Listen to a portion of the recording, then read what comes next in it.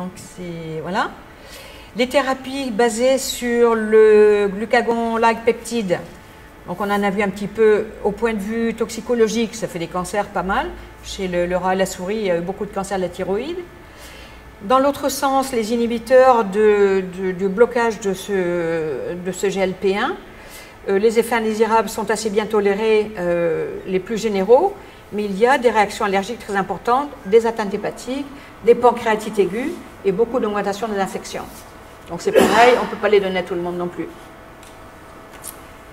Après, c'est la ROLT, c'est l'insuline de remplacement, quand aucune de ces thérapies ne fonctionne bien. L'insuline, bon, c'est une petite protéine hein, qui a 51 acides aminés chez l'homme. C'est à peu près identique chez tous les mammifères. Donc pendant très longtemps, on a utilisé de l'insuline de cochon, de bœuf aussi, je crois. Mais il n'y a pas tellement longtemps, on a commencé à changer avec les organismes génétiquement modifiés. Elle se présente sous forme d'insuline ultra rapide, activité courte, longue ou intermédiaire. Donc la plupart des gens qui sont sous insuline de remplacement ont une base d'insuline à vie longue qui reste à demeure. Et puis avant chaque repas ou juste avant un repas qui est presque servi, ils se font une injection d'insuline rapide qui va couvrir le temps du repas. Elle se présente, la voie d'administration est toujours injectable, sauf récemment une poudre inhalée pour l'insuline rapide, mais les insulines longues sont toujours, à vie longue sont toujours injectables. Ah là vous voyez, oui. Oui, parce que là sur moi. Voilà. Il y a souvent des pompes. Les gens qui sont insulinodépendants depuis le petit âge ont des pompes à insuline. Et on a maintenant des pancréas artificiels. Bon, ce n'est pas un vrai pancréas, c'est une pompe insuline qui est installée et qui comprend un analyseur de la glycémie. Donc, on continue, il teste la glycémie du patient et il fait une petite poussée d'insuline au moment où il y en a besoin, comme ferait un vrai pancréas. Mais il ne fait pas de glucagon, il ne fait pas toutes les autres hormones. Et la poudre inhalée, qui est approuvée il y a 3-4 ans seulement, ça ressemble à une injection d'insuline rapide, mais il n'y a pas besoin de se piquer. Hein, c'est un petit, ce serait comme un flacon de ventoline, mais ce n'est pas liquide, c'est une poudre, on met des cartouches, et voilà, on inhale ce truc-là. Donc ça, c'est la première insuline 1921, donc c'est quand même assez récent. Et depuis 80, on a des insulines qui sont produites, donc qui sont recombinantes, qui sont produites par des micro-organismes, soit la levure de bière, soit maintenant un Escherichia coli, qui ont été génétiquement modifiés et qui fabriquent l'insuline pour nous, au lieu d'aller tuer des cochons et d'extraire l'insuline de leur pancréas. Le marché, alors là, c'est 44 milliards de dollars l'an dernier, qui couvre seulement les 400 millions qui sont connus. Parce qu'on dit que pour un diabétique, il y en a à peu près un diabétique qui s'ignore. C'est à peu près la moitié dans tous les pays du monde. Enfin, non, chez les riches, voilà, on va parler comme ça. Dans nos pays à nous, un diabétique sur deux ne le sait pas qu'il est diabétique. Donc il n'est pas traité forcément. Donc ça ne reprend que le marché des diabétiques connus. En France, on avait 4 millions l'an dernier de patients traités, alors qu'on est sans doute autour de 6 millions, puisque la prévalence est à peu près de 10 millions, partout. On a beaucoup de gens qui s'ignorent en France. Malgré l'ensemble des systèmes de santé et les grandes dépenses qu'on a, beaucoup de gens ne savent pas qu'ils sont diabétiques et ne veulent pas le savoir. Ils ne se font pas tester. Bon, ça c'est... voilà. Une piste récente vient de la chirurgie de l'obésité. Alors là, je vais vous montrer quand même parce que ça explose en ce moment, la chirurgie de l'obésité pour le diabète. Les premières chirurgies, donc ça date de 1966, c'est déjà assez vieux, c'était un bypass gastrique. On coupait quasiment l'estomac au niveau de l'entrée, donc de l'œsophage, et on raboutait le bout final, la partie qui va vers le duodénum et jejunum, on le raboutait directement à l'intestin grêle. Quand on sait, donc ça c'était, on ouvrait le ventre entier, hein, le bonhomme il lui fallait la journée en opération. À partir de 1994, on a fait le même bypass gastrique, mais par laparoscopie, donc avec des petits trous, 3 ou 4 petits trous dans le ventre, et on arrive à le faire. Il y a eu beaucoup de modifications de la technique chirurgicale parce qu'il y avait beaucoup de faits indésirables, une grosse morbidité périopératoire, des fistules, des reprises de poids quand c'était mal fait. Mais sur le diabète de type 2, c'est miraculeux. Alors, je ne sais pas si vous voyez, dans les études observationnelles, le taux de rémission du diabète de type 2 après un bypass gastrique est ici de 65%, à peu près 66%, contre 15% sur les gens qui sont traités par leurs médicaments seulement. Même chose pour les études qui sont des essais cliniques randomisés, donc des essais contrôlés. À peu près la même chose, hein, un petit peu moins parce que c'est toujours un petit peu plus pessimiste, hein, les essais contrôlés, que les observations des patients et des médecins. Ce qui semble vouloir dire que le diabète de type 2 n'est pas irréversible, comme on le dit tout le temps. La plupart de vos médecins de famille, vous êtes diabétique, ben c'est à vie. Vous êtes hypertendu, c'est à vie. Vous allez en baver jusqu'à la fin de vos jours. Et c'est pas réel. Maintenant, on le sait, mais depuis pas longtemps, hein, depuis 15-20 ans. Là, je vais passer, ce sont les études observationnelles. Il y en a qui datent quand même d'assez longtemps. Il y a des suivis à 20 ans dans ce tableau. Là, vous ne le voyez pas. Donc, les premiers gros qui se sont fait opérer il y a 20 ans, et qui étaient diabétiques, on a des résultats de 20 ans de suivi derrière cette opération. Et c'est assez magique quand même, hein. Il y a beaucoup de gens qui s'en sont tirés juste par la chirurgie. Ça, c'est un petit descriptif de ce qu'on vous fait. Vous voyez qu'ici, vous avez le foie, l'estomac avec l'œsophage ici. On vous découpe cette partie-là. Ça, c'est tout l'estomac qui est séparé de la voie d'entrée qui est l'œsophage. On le laisse à l'intérieur, hein, ça ne gêne pas d'avoir un peu tout ça.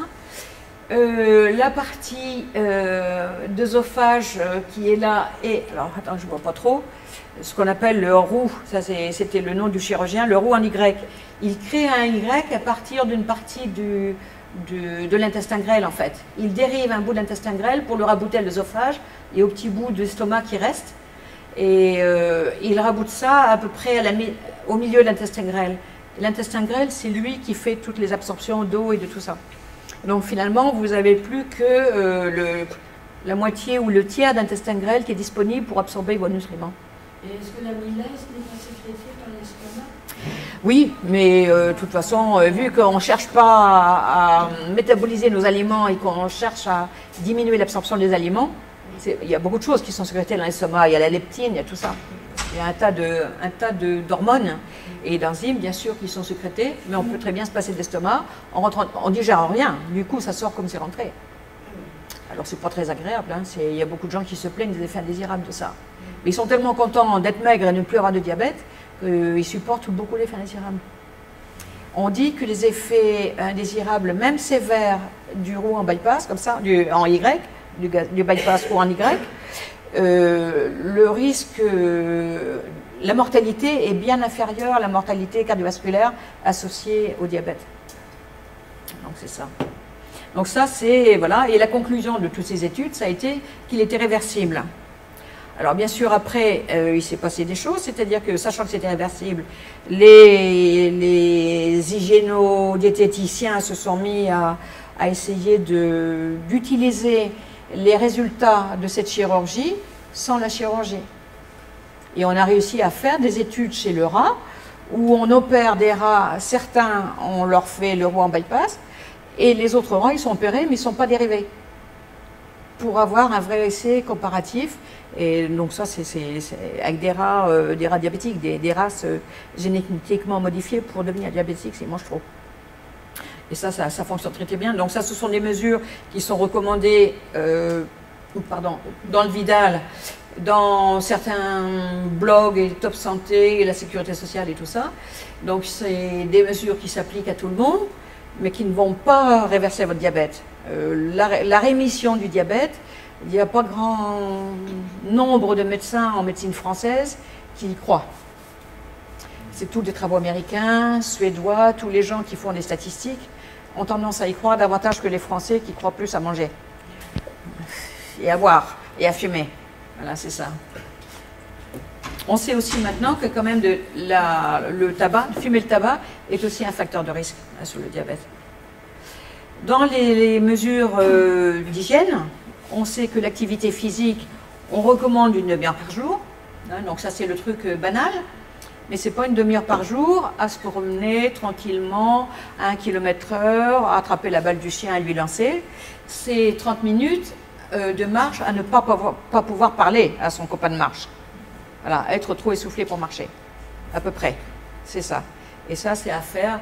La promenade récréative ou dans un musée, ça ne marche pas, ça ne fait pas assez de dépenses d'énergie. Quoi d'autre? La dépense, elle va bien sûr dépendre de la taille du bonhomme, de son âge, le sexe, composition corporelle. Si on a plus de gras que de maigre, on aura beau faire des efforts, il n'y a pas beaucoup de muscle qui va travailler dans le gras. Donc il faut d'abord perdre du gras pour pouvoir augmenter la masse musculaire. Et la conclusion, c'est que les apports doivent répondre à les dépenses énergétiques, rien de plus. Donc il faudrait arriver à calculer exactement ce dont on a besoin et ce qu'elle est là-dessus, ne manger que ça, que ce qu'on a besoin. Et faire une fois par semaine une bombance où on va mettre en branle tous ces enzymes digestifs, mais pas plus. C'est-à-dire qu'il faudrait revenir du temps de nos grands-parents où on mangeait de la viande et puis le rôti et puis le gâteau le dimanche, et puis en semaine on mangeait des bricoles et beaucoup de légumes, quoi. Je vous ai parlé des fibres alimentaires. Donc ça, on a compris aussi de ces travaux assez récents qu'il fallait environ 50 grammes de fibres alimentaires par jour. Ça fait manger beaucoup, beaucoup, ça. On a fait un peu l'expérience. Oui, vas-y. Est-ce que les carragénates et les alginates sont considérées comme fibres? Parce qu'il y en a beaucoup dans l'industrie en épaississant. Pas les alginates. Je ne crois pas qu'ils y sont. C'est les fructanes. Oui. Mais on peut rajouter, ça se vend même en poudre. Et c'est idiot de rajouter des poudres de perlimpinpin qu'on paye cher chez le pharmacien, alors qu'on peut manger un bel artichaut, des pois cassés, des pois chiches, des lentilles. Tu vois, là, ici, j'ai ce qui est le plus riche. Oh merde, pardon.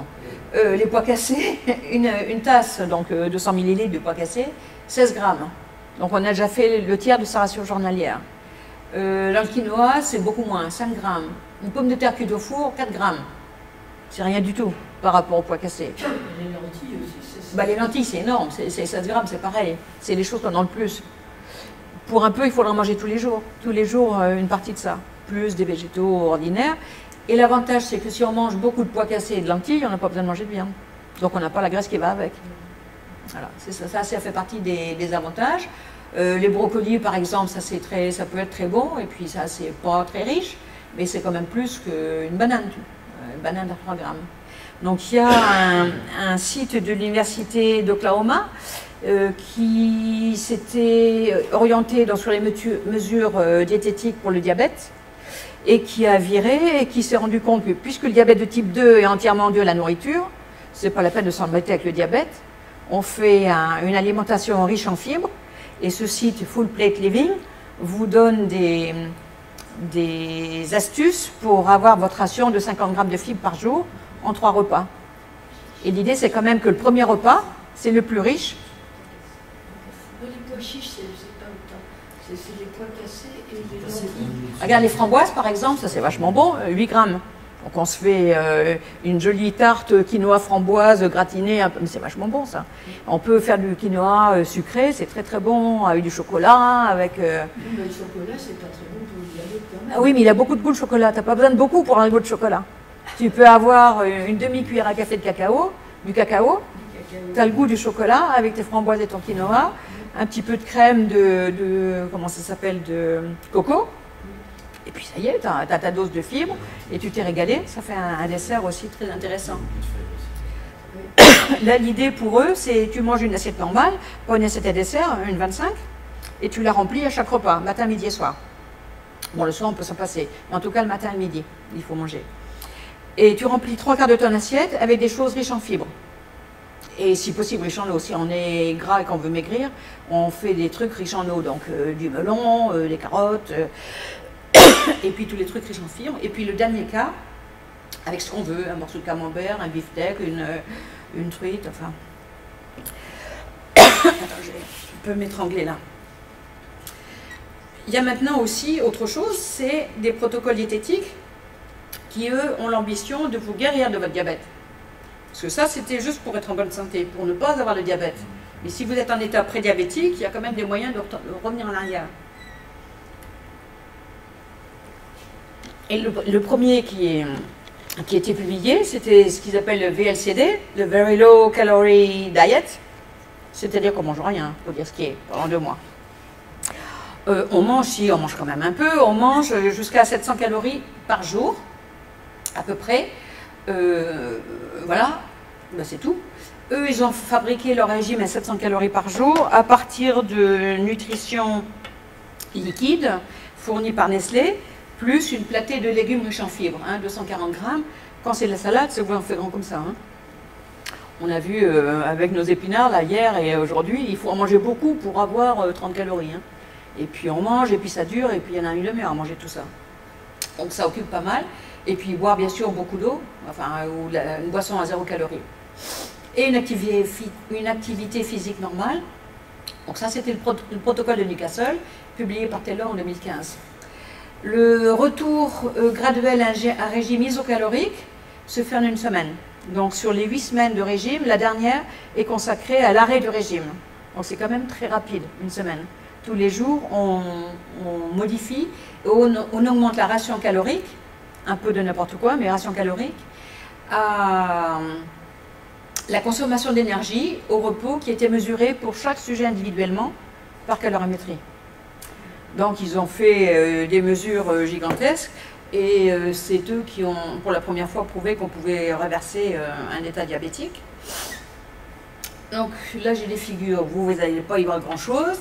Ça c'est la période de régime very low calorie. Et là maintenant après. Donc le premier graphique c'est le glucose à jeun. Donc c'était tous des diabétiques. Le premier jour de régime, ils arrêtent tous les traitements hypoglycémiens. Tous. Ils étaient en général sous 2 ou 3, puisque c'est des gens qui avaient du diabète depuis longtemps. Il y a des gens qui avaient du diabète déjà qui étaient traités depuis une dizaine d'années. Donc c'est un diabète de 30 ans, ça. Parce qu'on s'en rend compte tellement tard que souvent on ne traite que ça fait déjà 15-20 ans qu'on est malade quand on commence à se traiter. Donc on voit que la glycémie à jeun tombe tout de suite.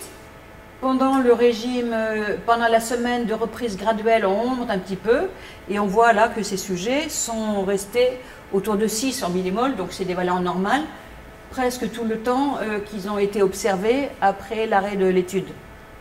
Le deuxième graphique, c'est l'hémoglobine glyquée. Celle-ci, donc elle diminue puis elle reste stable après. Et là, je vous montre les courbes du bas, les courbes du haut étant une stratification qui a été faite a posteriori entre répondeurs et non-répondeurs. Ils ont partagé les sujets de l'étude, qui étaient une trentaine, je crois. Oui, 30.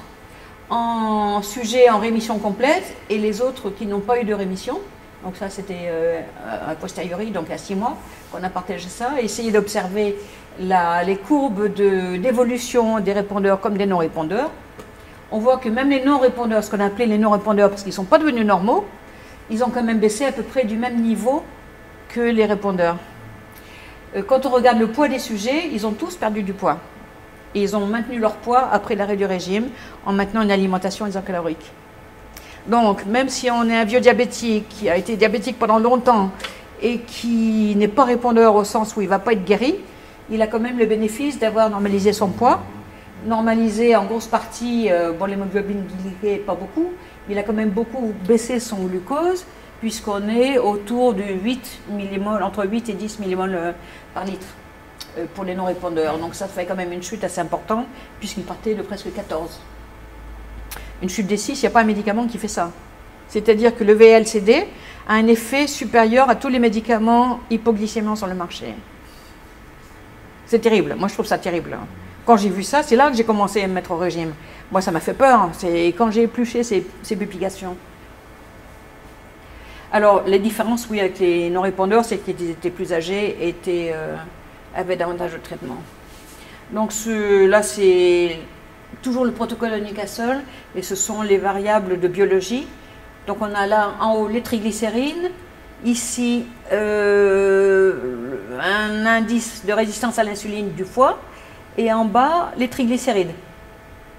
Voilà, c'est ça, les VLDL triglycérides. On voit que même chez les non-répondeurs, ça a très très bien descendu, les triglycérides hépatiques, et la résistance. Chaque petite dessin là au-dessus des barres représente un test statistique de comparaison à avant traitement. Et c'est tout significatif à au moins 0,05. Donc là c'est pareil, c'est à peu près plus important, l'effet même sur les marqueurs hépatiques, c'est plus important que les traitements actuels. Pas les traitements qu'ils avaient ces gens-là, les traitements qui sont sur le marché.